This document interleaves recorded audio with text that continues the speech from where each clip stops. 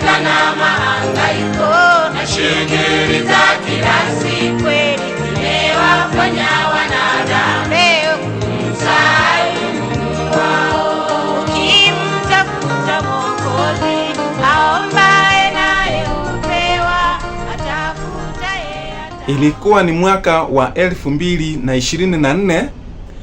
Tarehe ilikuwa ni tarehe 27 na mwezi ulikuwa ni mwezi wa 6.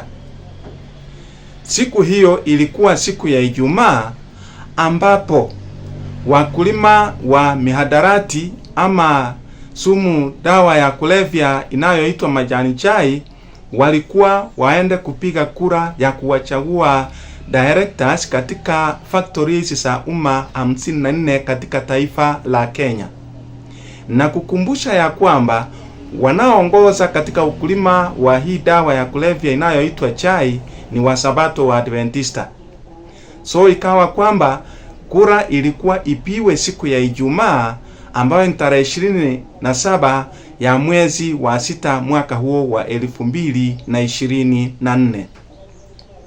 Jambo lilitokea ambalo nakuletea ndipo uone ninachotaka uone, uweze kumtukuza Mungu ya kwamba Mungu anatupenda na ameshatuweka kwenye mizani ya kuonyesha ya kwamba kundi hili ambalo linatarajia chochote kiweze kutokea likoje. Ilipofika siku hiyo ya Ijumaa, wakulima wakapanga foreni, wakapiga foreni kwenye vituo vya kununua majani chai. Wakangojea siku nzima mpaka jioni, hakukutokezea na kura kupiwa. Hakuletwa masanduku ya kupiga kura, hayakuonekana na hakuna yeyote aliyeonekana, maana huu uchaguzi ulikuwa usimamiwe na tume ya uchaguzi nchini Kenya. Mwisho wa siku ilitangazwa ya kwamba kwa sababu ambazo hasingeweza kuepukika, hiyo kura haiwezi kafanywa siku ya Ijumaa. Wakasema ya kwamba hii kura inaenda kupiwa siku ya Sabato tarehe 28 ya huo mwezi wa 6. Hiyo Sabato ilikuwa Sabato kuu kwa sababu ndio ilikuwa mwisho wa kwota na ndio ilikuwa siku ambayo Pasaka zilikuwa zinafanywa katika kanisa la Waadventista wa Sabato. Ukumbuke ya kwamba huu mmea wa majani chai ndio uti wa mgongo wa uchumi wa watu wengi katika eneo hili la taifa la Kenya, na Waadventista wa Sabato ndio wanaokuza hiyo miti kwa wingi na ndio wauzaji, na hapo ndipo zaka inatoka kwa wingi, ndipo inarejeshwa kanisani. Ikawa kwamba siku ya Sabato hiyo ikawa mtihani mkubwa sana. Ilikuwa mtihani kwa sababu wengi ambao walikuwa wanawania uongozi wa viwanda hivi ama udirector, wengi walikuwa Waadventista wa Sabato. Ikawa kwamba ni swala la kuchagua kwamba nitaendelea na uchaguzi wa kuchaguliwa siku ya Sabato ama nitaenda kanisani kuweza kupata Pasaka ya Bwana siku ya Sabato na ibada ya kawaida. Ilipofika siku hiyo ya Sabato asubuhi, makanisa ya Waadventista wa Sabato yalikosa washiriki wengi. Kwa nini? Kwa sababu wakulima walikuwa kwenye vituo vya kupiga kura wakiwachagua madirector siku ya Sabato takatifu ya Mungu. Wale ambao walikuwa wanawania uongozi, na wengi wao wakiwa na wazee wa kanisa, yani church elders, wengi hawakuonekana kanisani, walienda kutetea kura yao isiibwe. Wengi waliokuwa wamechaguliwa kama maachenti wa hao waliokuwa wanawania uongozi ni wazee wa kanisa, yani church elders, ndio walikuwa maachenti kwenye vituo vya kupiga kura. Ilipofika mchana, wengi walioonekana kanisani, ilipofika baada ya Pasaka kuisha hivi, walienda kupiga kura kwenye vituo vya kupiga kura siku hiyo.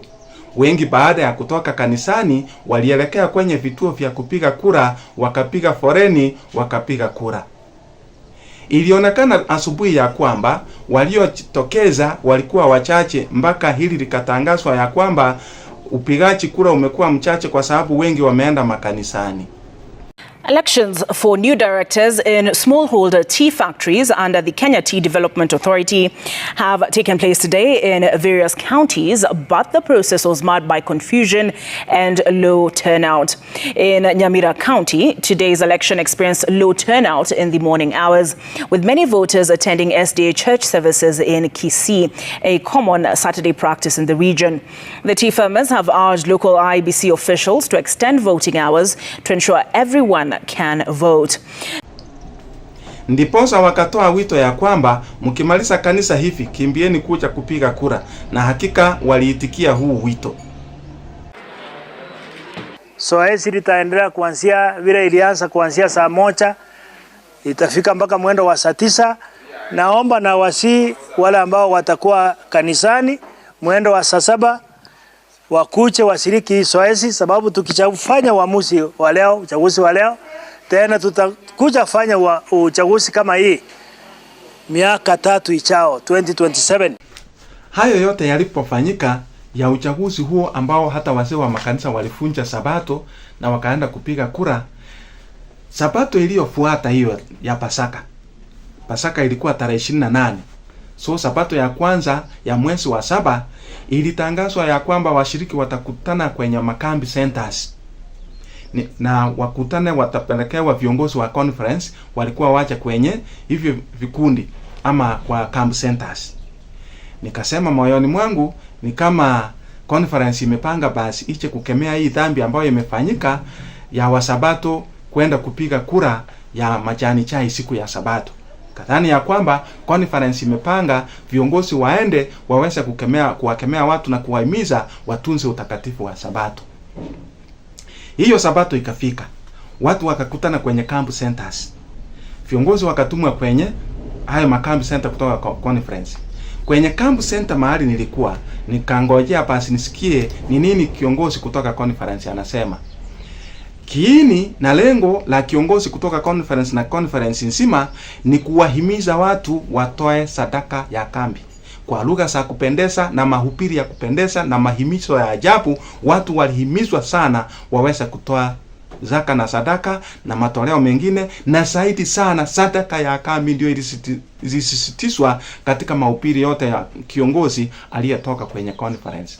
Na hata hivyo hiyo sadaka ya kambi na zaka na sadaka sinatoka kwa majani chai. Hakuna aliyezungumzia hilo swala la wasabato kufunja sabato kwa jinsi hiyo. Didiisha hivyo.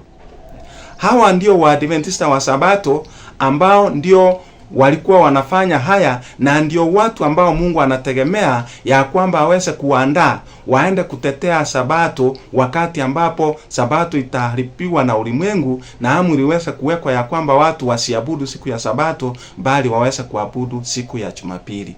Hawa ndio Waadventista wa Sabato ambao wamejiandaa kuitetea sabato. Sabato gani ambayo wanaenda kuitetea wakati ambapo wanaiharibu? 99% ya Waadventista wa Sabato, 99% of Seventh Day Adventists wanafunja sabato. Na wanaifunja mpaka ndani ya kanisa mahali ibada inafanyika. Nitakuonyesha na utashangaa ya kwamba kumbe hatuko tayari kwa kile ambacho kinakuja na kile ambacho kinaweza kutokea wakati wowote. Hatuko tayari. 99% of church members, 99% wa Sabato hawako tayari, hawajui sabato, hawaitunzi sabato. Na sioni Mungu akiwatumia kuitetea sabato, maana Mungu haendi kutumia waasi kuweza kutangaza ukweli wake kwa walimwengu ambao anataka wajue ukweli, waokolewe kwa ukweli na waenende na kuishi katika ukweli. Neno la Mungu ambalo liliandikwa na lilinenwa na Bwana wetu Yesu Kristo. Yesu anasema ya kwamba yeye ndiye Bwana wa Sabato, the Lord of the Sabbath. The Lord of the Sabbath anasema katika kitabu cha Kutoka 20 na mstari wa 10. Lakini siku ya 7 ni sabato ya Bwana Mungu wako. Siku hiyo usifanye kazi yoyote. Lakini Waadventista wengi wa Sabato wanafanya kila kazi na kazi yoyote siku ya Sabato. Kumbuka ya kwamba Mungu anasema ya kwamba kinachowatambulisha watu wake wa kweli, kitambulisho chao cha kweli ni utunzaji wa sabato takatifu ambayo ni amri ya 4 ya Mungu. Na neno linasema ya kwamba sabato ndiyo muhuri katika amri 10 za Mungu. It is the seal of God. It is the sign of God, kulingana na maandiko matakatifu. Katika kitabu cha Ezekieli 20 na mstari wa 20, neno linasema, sitakaseni sabato zangu, zitakuwa ishara kati ya mimi na ninyi, mpate kujua ya kuwa mimi ndimi Bwana Mungu wenu.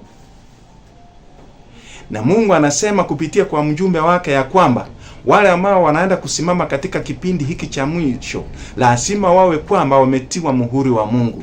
Na mjumbe wa Mungu anatuambia vizuri sana ya kwamba muhuri huu wanaotiwa ni wa sabato waaminifu katika utunzaji wa siku ya sabato.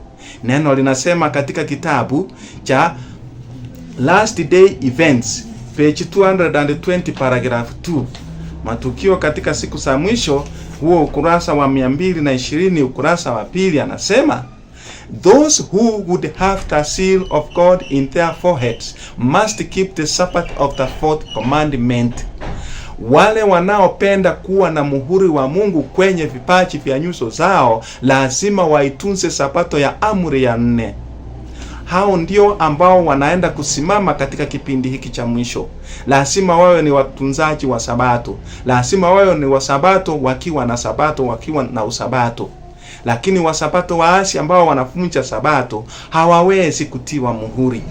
Neno linasema ya kwamba tutunze mipaka ya sabato. Hilo ndilo neno ambalo limesimama kwenye maandiko matakatifu. Mungu analichukulia swala la utunzaji wa sabato ya amri ya 4 kwa uzito mkubwa sana, maana unaona vita ya siku hizi za mwisho, vita kuu inaenda kuizunguka na kuizingira sabato. Kwa hivyo ni amri ambayo ukiigusa umemgusa Mungu. Anasema ya kwamba wale ambao wanaenda kutiwa muhuri ni wale tu wanaotunza mipaka ya sabato. Tunahimizwa katika neno la unabii ya kwamba we should guard jealously the edges of the Sabbath, katika kitabu cha Testimonies volume 6 page 356 paragraph 1. Anasema, we should jealously guard the edges of the Sabbath. Remember that every moment is consecrated holy time. Ya kwamba tutunze mipaka ya sabato, maana yake tutunze masaa ama wakati ambapo sabato inaanza, wakati ambapo jua limetua Ijumaa jioni, mpaka wakati ambapo jua limetua tena sabato jioni. Hayo ni masaa matakatifu. Kila sekunde na kila dakika ya huo ni takatifu. Lakini kwa wasabato na kuambia ya kwamba sabato inaanza sabato asubuhi wanapoenda kanisani, na wakishatoka kanisani saa 6 saa 7 sabato imeisha na wanaenda kwa mambo yao.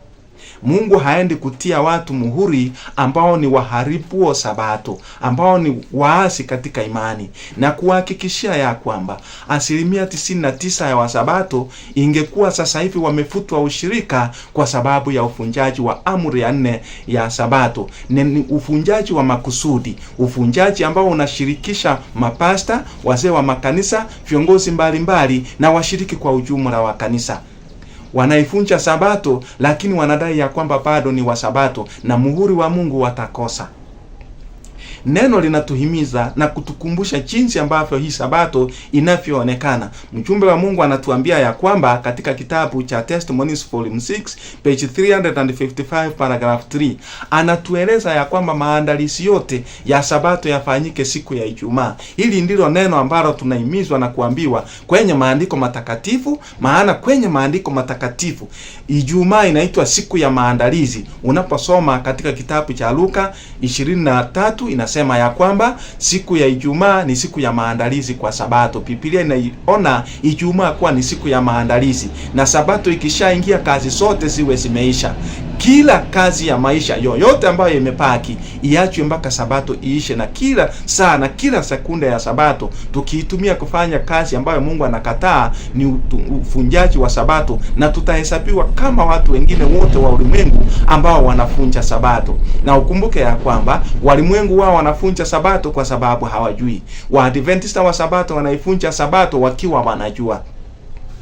Neno linasema katika Testimonies volume 6 page 355 paragraph 3, anasema hivi: on Friday let the preparation for the Sabbath be completed. ya kwamba maandalizi yote ya sabato yaishe siku ya Ijumaa. See that all the clothing is in readiness and that all the cooking is done. Anasema ya kwamba nguo zote ziandaliwe Ijumaa na mapishi yote, upikaji wote uishe Ijumaa. Let the boots be blacked, viatu vipakwe rangi, and the baths be taken, na watu waoge siku hiyo ya Ijumaa. It is possible to do this. If you make it a rule, you can do it. Ukilifanya liwe mazoea yako, utazoea na utafurahia sabato na maandalizi yake. The Sabbath is not to be given to the repairing of garments, to the cooking of food, to pleasure seeking or any other worldly employment. Sabato haijawekwa ili watu waanze kushona nguo ambazo ziliraruka, hawakukumbuka washone nguo. Hiyo ndio siku ya kushona. Nasema ya kwamba sabato sio siku ya kupika vyakula na sio siku ya kutafuta anasa na raha zako. Na anasema sio siku ya kufanya kazi yoyote ya ulimwengu. Mjumbe wa Mungu anazidi kusema, before the setting of the sun, let all secular work be laid aside and all secular papers be put out of sight. Kabla ya jua kutua siku ya Ijumaa, sabato kuanza, anasema kazi zote za dunia ziwekwe kando. Makaratasi yote, vitabu vyote, viwe ni vya shule, viwe ni magazeti, viwe ni majarida gani, yote ya kilimwengu yawekwe kando kabisa. Wakati mtakatifu wa Mungu ukiingia, iwa kwamba watu wa Mungu wako tayari na wamejiandaa kuipokea sabato na kuitunza kulingana na amri za Mungu. Vita kuu inayokuja ni kwa sababu ya sabato. Waadventista wa sabato ni sabato gani wanaenda kutetea ili hali wanaivunja sabato? 99% ya wasabato wanapika siku ya sabato, na wanajua ya kwamba neno la Mungu linasisitiza ya kwamba mambo ya upishi wote yaishe siku ya Ijumaa, mapishi yote. Lakini wasabato waangalie, wanapika vyakula vyao manyumbani mwao masaa ya sabato. Ukija kanisani, makanisa mengi kando yake kuna jikoni, kitchen. Ni mapishi yanaendelea kule jikoni na ibada inaendelea upande huu mwingine. Hata wakati wa makambi siku ya sabato ni mapishi tu. Makanisani mwa wasabato ni mapishi.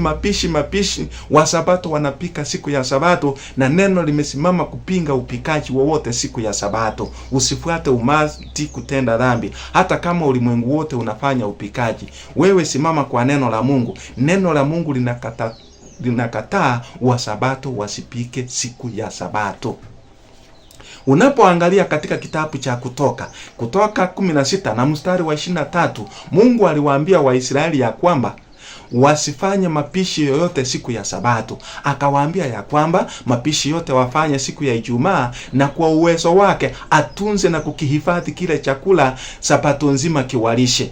Anasema, napenda Kiswahili cha neno ambacho kinatumia maneno kama kupika na kuchemsha. Anasema hivi: Mose akawaambia, hivi ndivyo alivyoagiza Bwana, kesho itakuwa siku ya mapumziko, sabato takatifu kwa Bwana.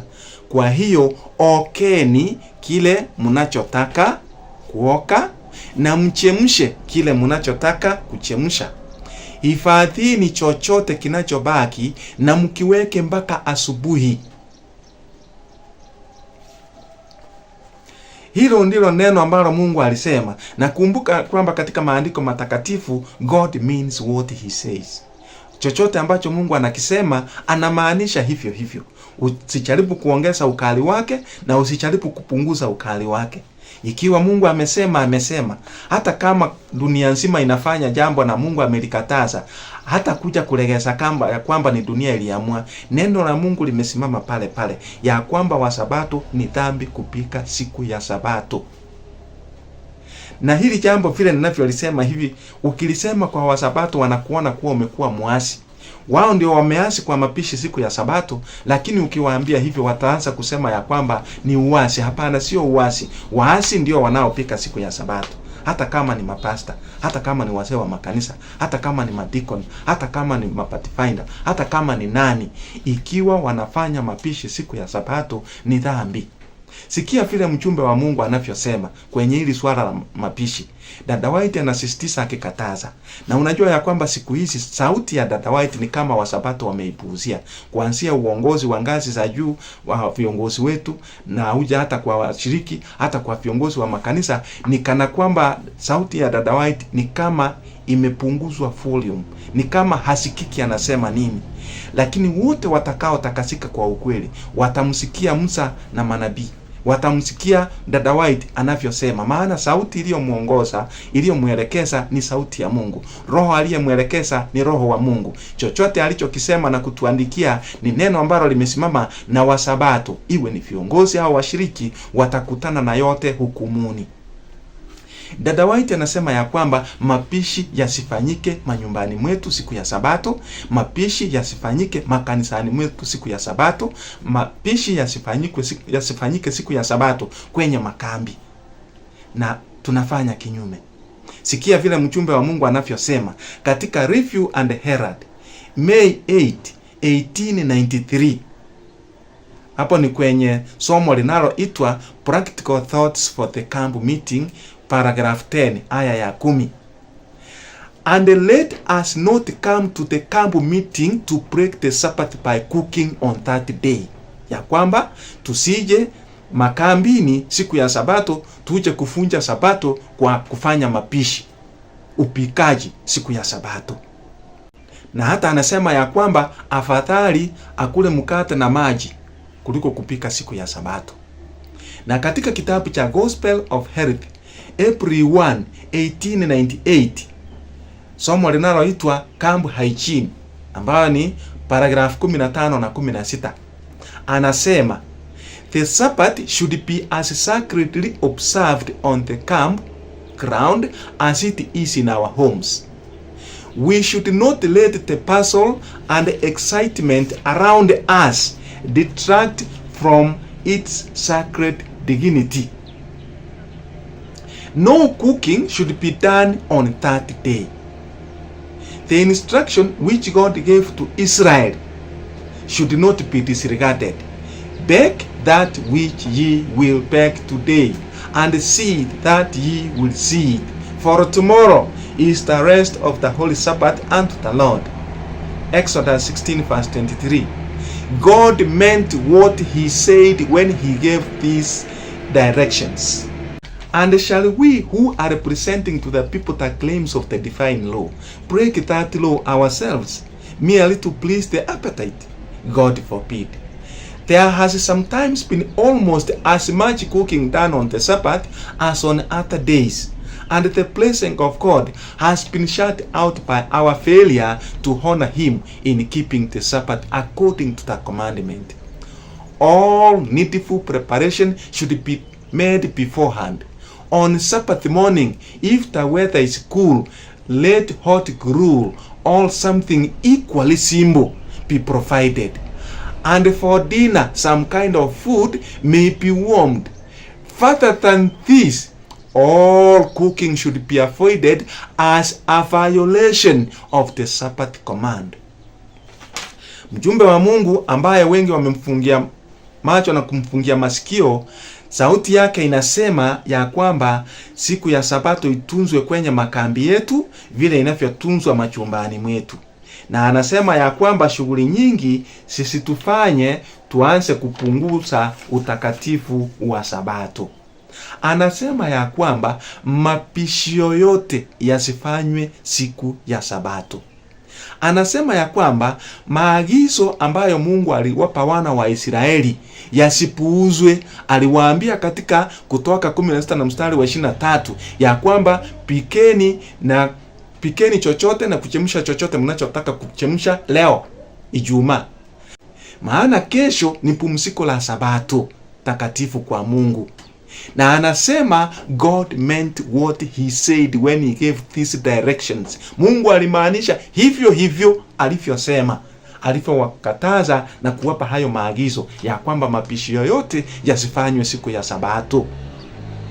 Anasema ya kwamba je, sisi ambao tunahubiri ukweli wa amri ya Mungu kwamba inatunzwa na Sabato isifunjwe, je, tuifunje Sabato kwa namna ya mapishi eti kwa sababu tunataka tuwe na lishe nzuri kabisa na vitu vitamu. Mungu amekataa hili. Anasema ya kwamba sisi ambao tunatangaza amri ya Mungu kwamba itunzwe, na sana sana amri ya 4, tuwe wa mstari wa mbele kuacha mapishi siku ya Sabato ili tupumzike na kuitunza Sabato kulingana na amri ya 4 ya Mungu inavyosema. Anazidi kusema ya kwamba mapishi mengi sana yamefanywa siku ya Sabato ambayo ni sawa na yale tu yanayofanywa katika siku nyingine zote 6 za kufanya kazi. Na anasema mibaraka ya Mungu imefungiwa nje kwa sababu ya kutomheshimu Mungu kwa kutunza Sabato kulingana na amri yake. Kwa hivyo tunaenda kanisani tukidai kwamba tunaenda kubarikiwa, kumbe mibaraka tumeifungia nje, tumetupa mibaraka. Hakuna mibaraka yoyote tunayopata kwa sababu ya kuvunja Sabato wa Sabato. Mibaraka tumepoteza kwa sababu ya ufunjaji wa Sabato takatifu kwa namna ya mapishi. Mjumbe wa Mungu anasema ya kwamba mapishi yote yaandaliwe siku ya Ijumaa na siku ya Sabato asubuhi. Hapa ndipo anasema ya kwamba ikiwa kuna ubaridi, basi watu wachemshiwe uji moto ama kitu ambacho ni sawa na hicho. Hapa sasa ndipo linakuja swala la kuchemsha uji ama chai. Hilo tu ndilo linaruhusiwa. Anasema fatatan zaidi ya hapa, mapishi yote zaidi ya kuchemsha labda chai yako ama uji, anasema hayo ni mapishi na ni dhambi. Tutunze Sabato kulingana na amri ya Mungu inavyosema kwa neema ya Mungu.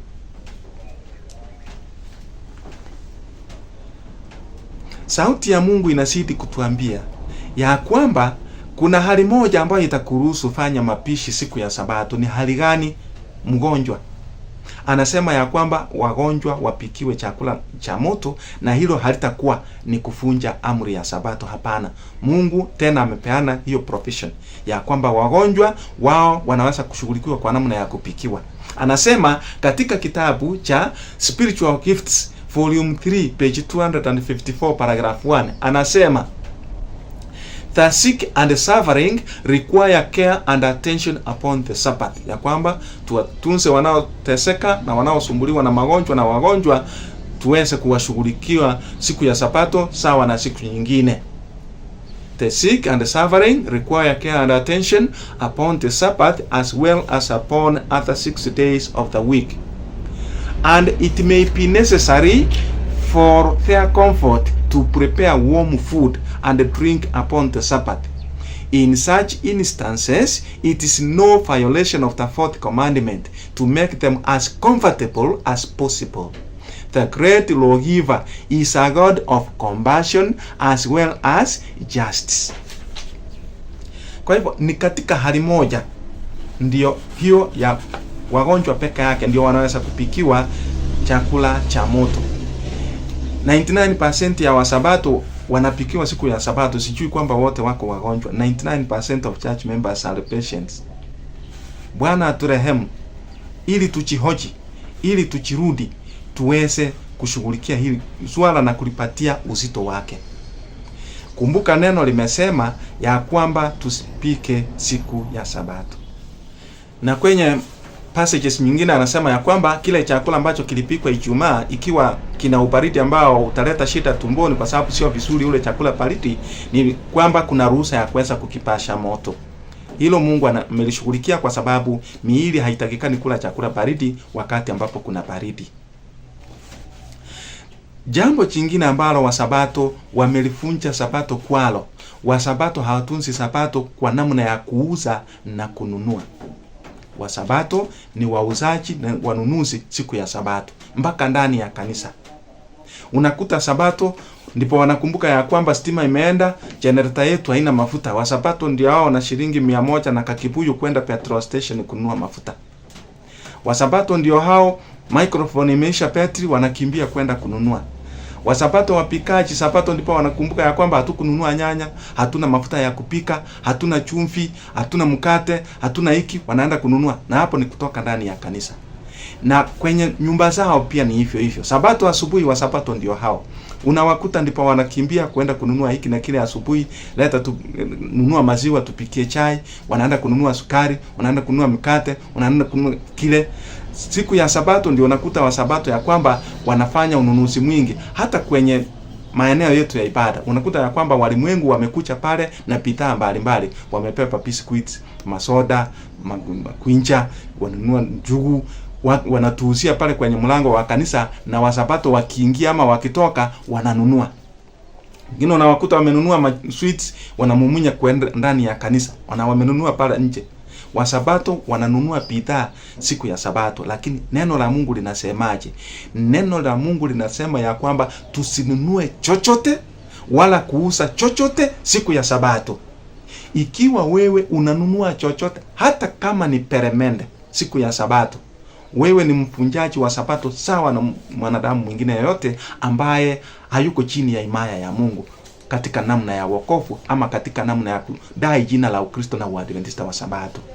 Neno la Mungu linakataza kuuza chochote siku ya Sabato, biashara yoyote. Cha kushangaza ni kwamba wa Sabato inapofika Ijumaa saa 11 ndio hao saa 12, saa 1, saa 2, saa 3, saa 4, saa 5 ya usiku maduka yao wamefungua, biashara zao wamefungua, mahoteli yao wamefungua, kila biashara wanafanya mpaka usiku. Sasa Sabato asubuhi yale maeneo yote ambayo usiku ulipita ukapata Ijumaa usiku yamefunguliwa, siku ya Sabato asubuhi unakuta ya kwamba yamefungwa. Sasa hapo ndipo Sabato imeanza. Wa Sabato ndio hao wanaenda kanisani, wamefunga maduka. Wengi wakitoka tu kanisani hivi wanarudi kwenye biashara zao kwenda kuuza, maana kanisa imeisha. Ama wengine ikifika saa 10, saa 11 wamefungua maduka yao. Na Wasabato waungwana wanafungua mlango mmoja siku ya Sabato, mlango ni mmoja, wanafungua Sabato jioni. Wengine wanafungua dirisha tu, ama wengine wanaingia ndani ya biashara zao. Watu wanajua Msabato yuko nyuma, anasunguka nyuma, anamuuzia kutoka nyuma ya duka. Unaogopa nani? Fungua. Kama umeamua kufungua, fungua, kwa sababu hauwezi ukamdanganya Mungu. Neno limesimama ya kwamba biashara zote ziishe kabla ya jua kutua siku ya Ijumaa. Na mpaka Sabato ishe kabisa, hakuna biashara yote Msabato anatakikana kushiriki. Iwe ni biashara ya kuuza ama kununua, hilo tumekatazwa. Neno linasema wapi? Na kusomea. Tunasoma na wewe katika maandiko matakatifu. Nehemia, kipindi cha Nehemia, hiyo biashara ilikuwa Waisraeli walidanganywa wakaanza kufanya ununuzi na kutoka kwa watu wa mataifa waliokuwa wanaletea bidhaa za kuuza siku ya Sabato. Nehemia alipinga hilo na likaonekana ni dhambi mbele za Mungu, wakakatazwa, wakafanya reformation on that. Kwa hilo swala walifanya mabadiliko na likaisha. Katika kitabu cha Nehemia, Nehemia 13 na mstari wa 16 hadi 22 inasema, tena wakakaa humo watu wa Tiro walioleta samaki na biashara za kila namna, wakawauzia wana wa Yuda siku ya Sabato, na mumo humo Yerusalemu. Ndipo nikagombana na wakuu wa Yuda, nikawaambia, ni neno baya gani hili mnalofanya ninyi na kuinajisi siku ya Sabato? Kwenda chini anasema ya kwamba mpaka ilibidi milango ya Yerusalemu ikawa inafungwa, na hata wale watu wakatumiwa maaskari wakawafukuza wasiweke bidhaa nje ya malango eti wanangojea Waisraeli wanunue. Nehemia ametamka kwa kinywa chake ya kwamba uuzaji na ununuzi wa bidhaa yoyote, kumbuka ni chakula na bidhaa zingine ndizo walikuwa wanaletewa wanunue, ilikuwa ni dhambi, ilikuwa ni jambo baya, ilikuwa ni kuinajisi Sabato ya Mungu, ilikuwa ni kuvunja Sabato ambayo ni amri ya Mungu. So akawaambia ni dhambi walikuwa wanafanya kwa kununua bidhaa kutoka kwa watu wa mataifa. Hiyo ni Biblia imesema na haibadiliki. Na neno la Mungu, Mungu anaposema jambo, he means what he says. Mungu anaposema hivyo hivyo ndivyo anavyomaanisha. Hata kama ni chakula, usinunue siku ya Sabato. Na kuambia tangu viongozi wetu au mapasta wetu na viongozi hata wakuu wa conferences wengine ni wakosaji kwa hili swala. Unawakuta baada ya Sabato hivi ndio wao kwenye mahoteli wamenunua chakula huko, manyama, masahani yamejaa kila aina ya chakula siku ya Sabato. Yaani wanakaa tu kama watu wa kawaida wa ulimwengu. Na neno limekataa ya kwamba hata kama ni chakula hakuna kununua, unless mtu anakufa, unless ni mgonjwa. Hapo tu ndipo imesimama kwamba mtu atanunuliwa kitu ikiwa asiponunuliwa atakufa. Kwa mfano mgonjwa, inabidi kwamba mgonjwa apate dawa fulani, hiyo itabidi anunuliwe to save life. ama mgonjwa ndiye anaweza tu, kwa sababu wagonjwa wamepewa idhini ya kwamba waweze kushughulikiwa ili maisha yasipotee. A life should not be lost. It's done to save a life. Hili linafanyika kuokoa maisha. Katika dharura kama hiyo tu ndio mbingu inatambua. Lakini hawa Sabato wengine wote ni kwamba tuweze kuitunza Sabato na utakatifu wake kwa kuacha mambo ya kununua na kuuza. Mjumbe wa Mungu Ellen White pia akizungumzia swala hili ambalo Nehemia alifanya mabadiliko kwalo, anasema ya kwamba hii bidhaa ambayo walikuwa wameletewa kununua au kuuziwa ilikuwa ni uvunjaji wa Sabato. Kwa hivyo kulingana na Dada White, kununua ni katika siku ya Sabato ni dhambi. Prophets and Kings page 671 paragraph 1. Hiyo ni Manabii na Wafalme chapter 57 paragraph 6. Anasema, another result of the intercourse with idolaters was a disregard of the Sabbath, the sign distinguishing the Israelites from all other nations as worshippers of the true God. Nehemiah found that heathen merchants and traders from the surrounding country coming to Jerusalem had induced many among the Israelites to engage in traffic on the Sabbath. Ni kwamba kwa namna ya kujumuika na watu wa mataifa, wana wa Israeli walifutiwa na kufanywa waweze kufunja Sabato kwa namna ya kununua bidhaa kutoka kwa wachuuzi wa mataifa waliowaletea bidhaa wanunue siku ya Sabato. Ikawa ni dhambi na ikawa ni kufunja amri za Mungu. Kwa hivyo kulingana na mjumbe wa Mungu ni kwamba swala la kuuza na kununua ni dhambi na ni kufunja amri ya Mungu ya Sabato. Na katika Southern Watchman June 7, 1904 paragraph 8 anasema, Nehemiah, to save the people from yielding to temptation, he engaged them by a solemn covenant not to transgress the Sabbath law by purchasing of those vendors, hoping that this would discourage them and put an end to their traffic. Ya kwamba Nehemiah alitafuta namna ya kuwafanya watu washinde ile dhambi ya kununua bidhaa siku ya Sabato. Alifanyaje? Aliwafanya wakafanya agano ya kwamba hawatanunua chochote kinachouzwa siku ya Sabato. Hawatanunua kutoka kwa hao wachuuzi siku ya Sabato. Na Nehemia wa sasa, Nehemia wa siku hizi, nao ni kwamba wamewahimiza watu ama wanawahimiza watu ya kwamba watu wa kipindi hiki wasinunue bidhaa kutoka kwa wachuuzi siku ya Sabato. Neno la Mungu linakataza hata kufanya biashara ndani ya mawazo yako au kwa maneno ya mdomo tu. Katika kitabu cha Amos 8 na mstari wa 5 anasema, mkisema, mwezi mpya utaondoka lini tupate kuuza nafaka, na Sabato nayo tupate kuandika ngano? Mkipunguza efa na kuiongeza shekeli, mkiwadanganya watu kwa mizani ya udanganyifu. Anasema ya kwamba hata kufikiria biashara ama kuweka mipango yoyote ya biashara siku ya Sabato, hiyo ni dhambi. Unaweza ukafunja amri ya Mungu kwa kufanya biashara ya mdomo mpaka simu. Napata ya kwamba mtu siku hiyo ndipo amechukua simu anafanya order ya bidhaa anazotaka. Wengine siku hiyo ndio wanapokea bidhaa ambazo zimeletwa. Wameletewa mizigo ya kwenda kuuza, sasa imefika nje ya maduka yao siku ya Sabato. Wanaenda wanaipakua, wanaiweka ndani, wanafungia, ndipo wanaingia kanisani. Uharibu wa Sabato. Wacha kujidanganya. Uwezi ukamdanganya Mungu. Biashara zote ziishe siku ya Ijumaa. Ndivyo neno limesema. Na limesimama pale pale. Kwamba Mungu anaangalia hata ndani ya moyo wako, kwamba unafikiria biashara yako unapokuwa eti ni msabato, lakini umeketi tu ni biashara, unapiga mahesabu ya biashara. Hayo yote mbingu inakuhesabu kama ambaye amefunja Sabato takatifu kwa biashara. Alafu wa Sabato wanapeleka watoto wao siku ya Sabato mashuleni. Watoto wa Sabato wengine wanaenda mashule ya day scholars. Kuna mashule ambapo wanafunzi wanalazimishwa na halmashauri za shule, sio amri ya serikali. Halmashauri tu ya shule inasema ya kwamba tunataka watoto wao wanakuja siku ya Sabato. Wazazi wangwana wanasema ya kwamba enda tu. Wao wanaenda kanisani, watoto wanaenda shuleni. Ama watoto wanaenda kanisani asubuhi, alafu baada ya kanisa hivi wanaenda shuleni kusoma. Huo sio usabato. Huo sio usabato hata kidogo, maana neno limekataza.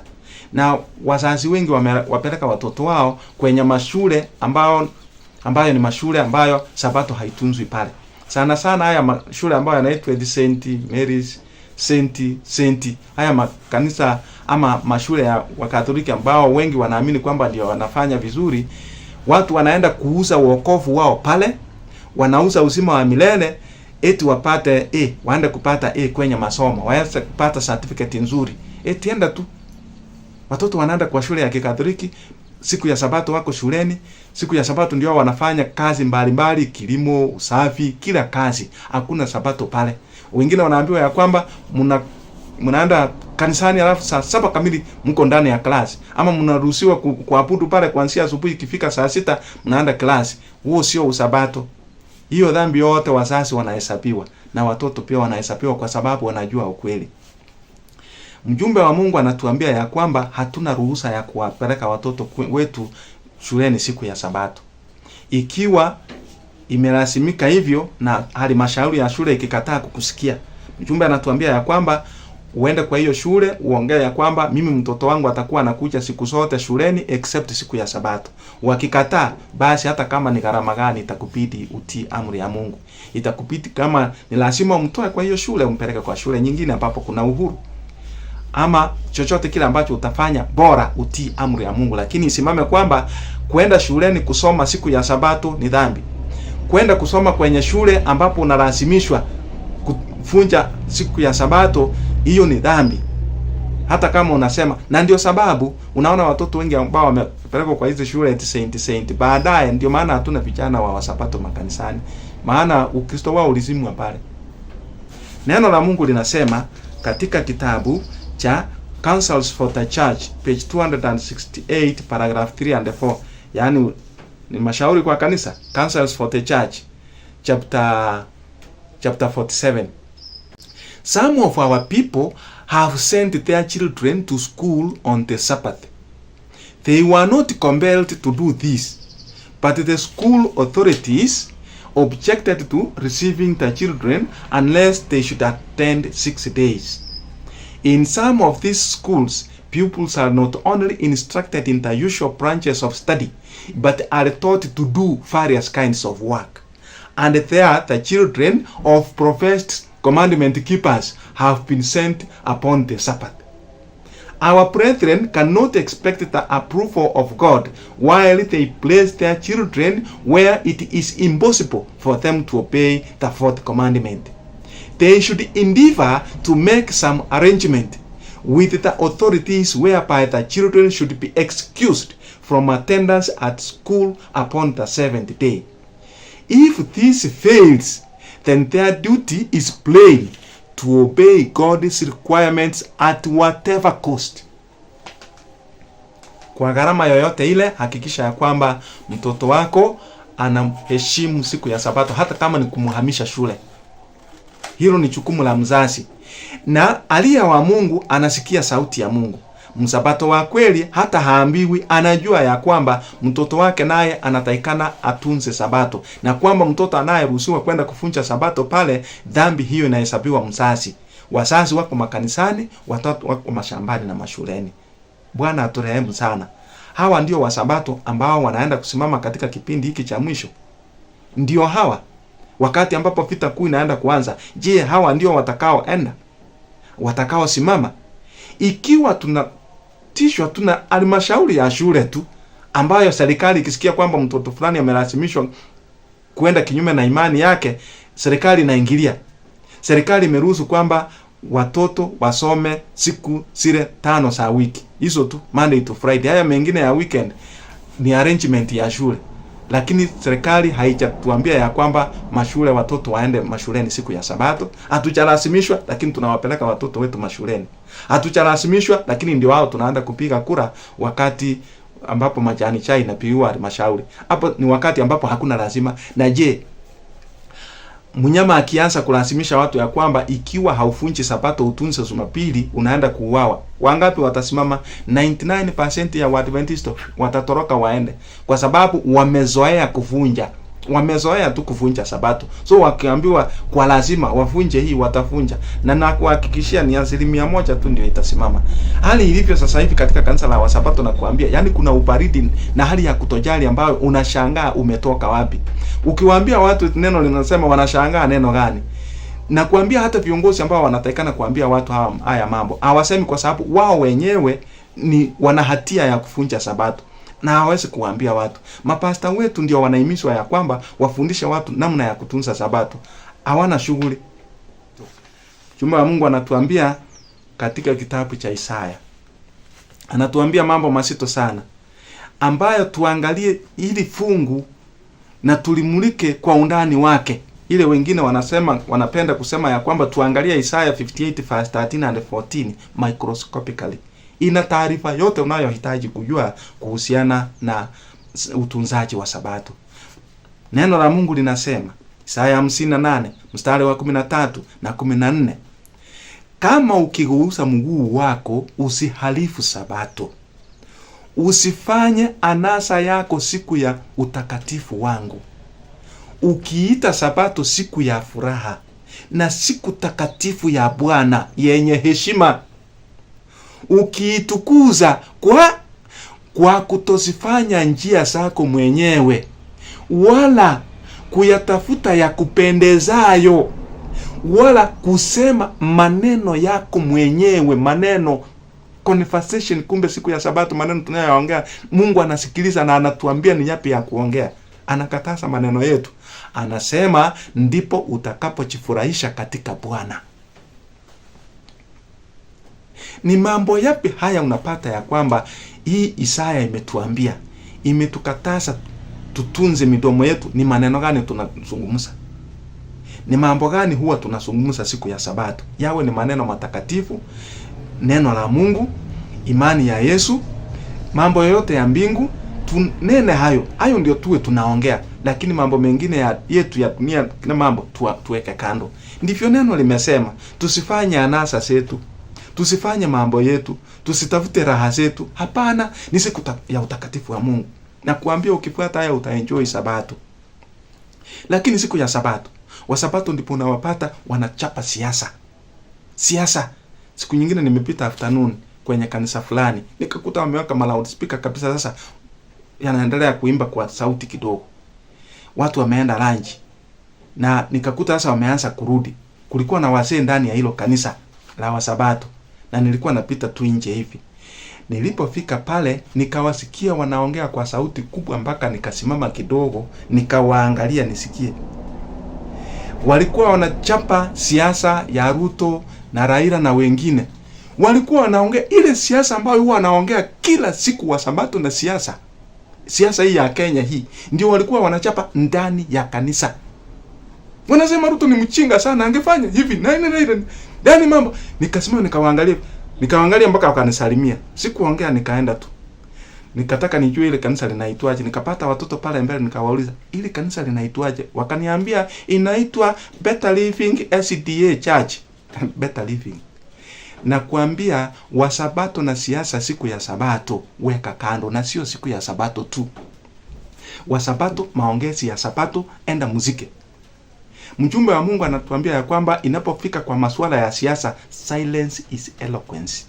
Tunyamazie masuala ya siasa kabisa. Tusishiriki katika debates za kisiasa wala mazungumzo yoyote ya kisiasa siku yoyote ile. Na zaidi sana siku ya Sabato, wa Sabato achana na siasa. Wakute wazee wa makanisa, church elders kabisa. Unawakuta pale masokoni kwenye njia wako vikundi after church, Sabato haijaisha, wanachapa siasa. Hata ndani ya magari wanaoongoza katika kuongea siasa ni wazee wa makanisa, watu wa Sabato. Ukiwakuta mahali popote ni siasa tu. Sasa unawakuta hata sokoni, nje ya maduka wameninginia huko hivi, wazee wametoka kanisani saa 7. Sasa wanachapa siasa. Huo sio usabato. Hao watakosa muhuri wa Mungu. Maneno tunayoyazungumza yote yanaandikwa mbinguni. Mambo unakuta Wasabato wanazungumza mambo ya miradi mbalimbali, mipango yao, mambo ya mshene, na kuambia unawakuta ndio hao mambo ya mpira, mambo ya kwenda kuangalia televisheni, wako ndani ya manyumba wanaangalia televisheni, wako kwenye simu wanaangalia mitandao, wako kwenye TikTok wanacheka, wako kwenye Facebook, wako kwa WhatsApp, wako kwa mitandao. Yaani nakwambia Sabato inapoteza utakatifu wake kabisa kwa mambo hayo. Ndio kitabu cha Isaya kimetukataza, na anasema ya kwamba mambo kama hayo ya ambayo Mungu ametukataza tusishiriki sisi ambao ni watoto wa Mungu. Na kuambia kanisa la Wasabato tumeharibu kabisa. Mambo yamekuwa mengi mpaka ndani ya makanisa. Unawakuta hata watu ndani ya makanisa wako kwenye mitandao. Ibada inaendelea, wako kwenye WhatsApp, wako kwenye Facebook, wako kwenye TikTok, wako kwenye mtandao ndani ya kanisa, mpaka mbingu inasikitika. Unakuta makanisani siku hizi vile tena kuna miradi mingi ya kujenga makanisa mapya, pomoa hili tupanue, ujenzi lugha ya kifedha. Na kuambia makanisa imefikia kiwango tunaweza kuita ni extortion. Yaani nakwambia mambo ya masuala ya kifedha ndani ya kanisa yameharibu ibada katika makanisa ya Wasabato. Na mbinu zinazotumika kwenye kutafuta pesa za ujenzi makanisani ni mbinu za kidunia. Unawakuta wanasiasa wanaingia pale, wanachapa siasa, tunangoja tu wanene, bora watupatie pesa. Na kuambia hata ibada, hata divine hawa itasimamishwa kidogo, wanasiasa waongee, wapeane pesa. Hiyo sio kanisa ya Wasabato. Au ni waasi. Huo ndio tunaita uasi. Wasabato wasiporekebisha, hata kama majina yao yako kwenye vitabu makanisani, hayo majina yatafutwa kutoka kwa kitabu cha uzima, kwa sababu ya kuwafanyisha watu dhambi kwa namna ya miradi mingi ambayo imeingia makanisani siku hizi, na mbinu nyingi chafu za kisiasa na wanasiasa ndani ya kanisa. Alafu siku ya Sabato, Wasabato wengi unawakuta hiyo ndio siku ya kulala, siku nzima. Ndio wanalala mpaka late, kuamka ni late, wanachelewa kanisani, ama hata hawaendi kanisani, ni kulala tu maana wamechoka. Hiyo ni siku ya kupumzika. Kwa swala la kulala anasema Gospel Workers 92 page 208 paragraph 4 anasema it is displeasing to God for Sabbath keepers to sleep during much of the Sabbath. Ni jambo ambalo linamkasirisha Mungu kwa Wasabato kuchukua muda wao mwingi kulala siku ya Sabato. Mwambia siku ya Sabato ndipo watu wengi wanachapa usingizi, wamechoka wiki nzima. Sasa Sabato ndipo wanapumzika kwa namna ya kulala. Na katika Testimonies volume 6 page 357 paragraph 1 anasema let not the precious hours of the Sabbath be wasted in bed. On Sabbath morning the family should be astir early. Tusiache muda mwema, muda mzuri wa Sabato upite tukiwa tumelala vitandani mwetu. Anasema amka asubuhi, rauka asubuhi na mapema hata kuliko kawaida. Watu wajiandae wafike kanisani mapema. Tukifanya hivi na kuambia hakuna atakayechelewa kanisani. Na anasema ya kwamba kazi hizi tunazosifanya, kama wengine ndipo nakuta wanapaka viatu rangi, wengine ndipo wanashona nguo yangu iliraruka, wacha nishone, ningoje nishone, wengine ndipo wanapika, wengine ndipo wanachemsha kile, wengine ndipo wanapika basi, nguo yangu imekunjamana, leta basi nipige ninyoshe. Hiyo yote ni dhambi. Mjumbe wa Mungu katika Lake Union Herald April 14 1909 paragraph 3 anasema in many families boots and shoes are plugged and brushed and stitches taken, all because these little odds and ends were not done on Friday. They did not remember the Sabbath day to keep it holy. It is dishonoring God to make the Sabbath a feast day, a day of baking and boiling, of plucking boots and performing work that should be done the 6 working days. Anasema ya kwamba katika familia nyingi ndipo nakuta siku ya Sabato ndipo watu wanapaka viatu rangi, ndipo wanaosha viatu, wanapaka rangi. Anasema ndipo watu wanashona nguo zilizoraruka, ndipo wakati watu wanafanya hizi kazi ndogo ndogo ambazo zingefanywa Ijumaa, hawakuikumbuka Sabato waitunze. Anasema ni jambo ambalo linamvunjia Mungu heshima, ama ni kutomheshimu Mungu kwa kuifanya Sabato iwe ndio siku ya kukula. Siku hiyo ndipo watu wanapomoa vyakula ajabu, ndipo wanapika hiki, wanapika kile, vyakula visito ambavyo ni zaidi ya ile kazi ambayo imefanywa katika siku 6 za wiki. Kwa hivyo anasema ya kwamba siku ya Sabato tuachane na mambo ya mapishi na mambo ya kupaka viatu rangi na mambo ya kushona manguo na kupiga pasi hivyo nalo linaingia hapo. Mjumbe wa Mungu ameimiza na kutuonyesha kile ambacho kinatakikana kufanywa. Siku ya Sabato itunzwe kulingana na utakatifu wake. Tufurahie Sabato. Anasema ya kwamba kama ni kutembelea nature walk, hiyo ni nzuri. Familia jioni, kama hakuna kurudi kanisani, watu waende nature walk. Waende watembee mahali kuna mazingira mazuri ya uumbaji. Wao wanaongea juu ya wema wa Mungu na kazi zake za ajabu. Sabato sio mzigo, Sabato ni furaha.